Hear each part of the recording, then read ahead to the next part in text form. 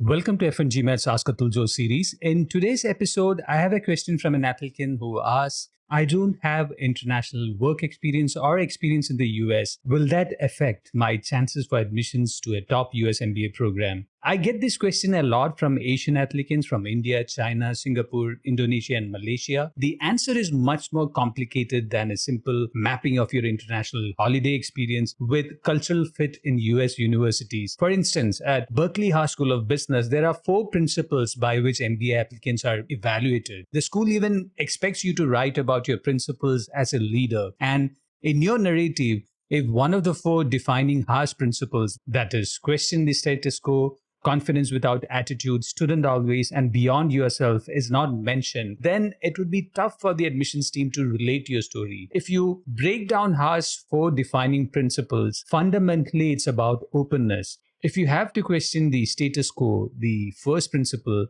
you have to be open in your thinking. If you have to show confidence without attitude, the second principle, you have to think beyond rigid organizational hierarchy or job titles or expertise. If you have a student always mindset, the third principle, it's again about being open to new ideas. If you think beyond yourself, the fourth principle that has, it's about having a perspective beyond the narrow targets that your company has set. It could be about teamwork or the holistic transformation of your company's culture. In essence, these 4 principles apply to any top US MBA program. You are working with 35 to 40% international students with close to 45% women peers and a large percentage of US minority students. If you are coming from a city or a culture where such diverse perspectives are not encouraged, or you have limited exposure to interacting or understanding your peers' worldview, then convincing the admissions team in a subtle way should be your goal.